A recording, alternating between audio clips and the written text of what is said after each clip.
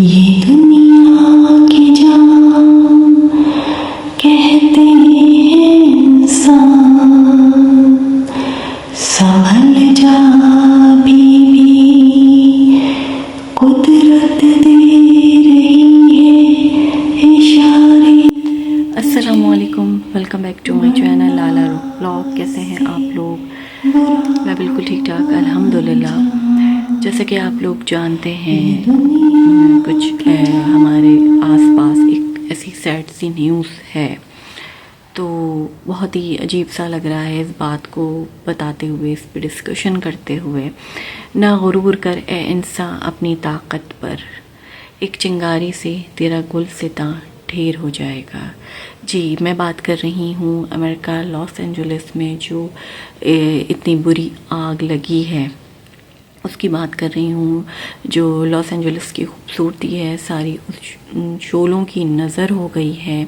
لاکھوں بلڈنگز جل گئی ہیں، لاکھوں لوگ جو ہیں وہ بے گھر ہو گئے ہیں. وہاں ایک بچے کو وہاں کی پولیس نے جب پکڑا، جب یہ آگ لگی تھی تو اس بنیاد پہ پکڑا کہ شاید اس نے یہ آگ لگائی ہے، لیکن کچھ دیر بعد اس کو چھوڑ دیا گیا کہ یہ غلط خبر تھی. لیکن بہت سے لوگ یہ نہیں جانتے ہیں کہ امریکہ کا جو شہر لاس اینجلس ہے وہ ایک پہاڑی علاقہ ہے.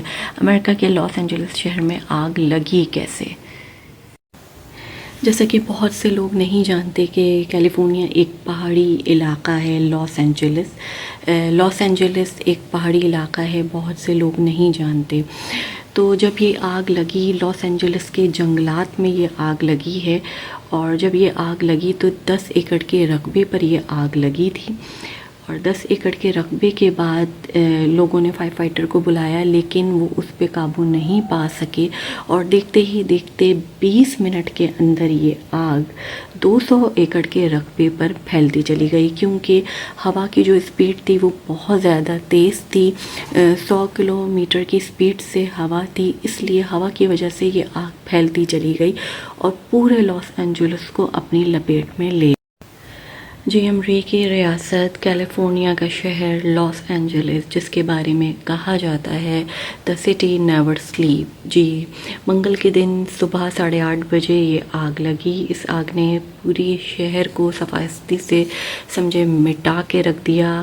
ہزاروں لوگ یہاں پہ بے گھر ہو گئے ہیں، اور یہاں پہ بالی ووڈ اور ہالی ووڈ سیلیبریٹیز جو ہیں وہ بھی بے گھر ہو گئے ہیں. ان کی بھی کافی جو ہے گھر بالکل جل کے راکھ ہو چکے ہیں.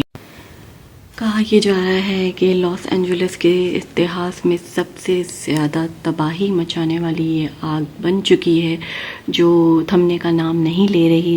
جو اتنی کوششوں کے باوجود اس پہ قابو نہیں پایا جا رہا. اللہ کی قدرت دیکھیں کہ آدھا جو یو ایس اے ہے وہ برف کی لپیٹ میں ہے، اور آدھا یو ایس اے ہے وہ جو آگ کے شعلوں میں تپ رہا ہے. اللہ کی قدرت ہے، اسی لیے ہر وقت ہمیں چاہیے کہ ہم استغفار کریں، تسبیح کریں، اور کسی دوسروں پہ تنقید کرنے سے اپنے آپ کو دور رکھیں. یہ چیز ہمیں بہت زیادہ اس وقت، اس آج کل کے دور میں جو دور چل رہا ہے، جتنی برائیاں ہیں، تو اس وقت ہمیں زیادہ سے زیادہ استغفار کی تسبیح کرنی چاہیے، اور ان لوگوں کے لیے دعا کرنی چاہیے جن کے پیارے یو ایس اے میں ہیں، وہاں ہیں.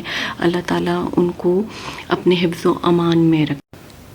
بہت افسوس ہوتا ہے جب ہم ایسی خبریں سنتے ہیں، اور اس سے زیادہ افسوس جب ہوتا ہے جب ہم سال کے شروع میں کوئی ایسی خبر سنتے ہیں. اور یہ سب اللہ تعالیٰ کی طرف سے ایک اشارہ ہی تو ہے کہ اے میرے بندوں، تم سنبھل جاؤ. تم یہ نہ دیکھو کہ تمہارے مذاہب الگ ہیں، تمہارے فرقے الگ ہیں، مگر میں نے تم کو دنیا میں اس لیے نہیں بھیجا کہ تم دوسروں میں بھید بھاؤ کرو. میں نے تم کو دنیا میں اس لیے نہیں بھیجا کہ تم بھید بھاؤ کرو، ایک دوسرے میں فرق کرو، اپنی طاقت کو زیادہ سمجھو اور دوسروں کو نیچا دکھاؤ، دوسروں کو دباؤ. اس چیز کا ہمیں بہت خیال رکھنا چاہیے. ایک ایک لفظ جو ہماری زبان سے ادا ہوتا ہے، اللہ تعالیٰ اس لفظ کا ہم سے حساب لے گا.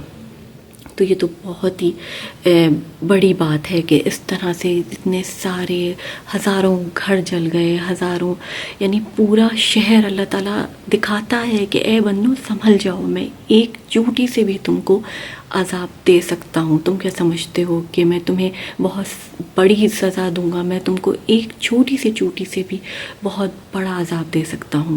تو اس لیے ہمیں بہت بہت زیادہ استغفار کرنا چاہیے، اور معافی مانگنے میں کبھی بھی ہمیں چھوٹا نہیں سمجھنا چاہیے اپنے آپ کو، اور معافی مانگنے میں ہمیشہ پہل کرنی چاہیے، اور رات کو سوتے وقت ہمیشہ سب کو معاف کر کے ہی سونا چاہیے، اور ہر وقت ہمیں صدقہ دینا چاہیے، کیونکہ صدقہ بے شک بری باتوں سے اور ہمیں برائیوں سے روکتا ہے۔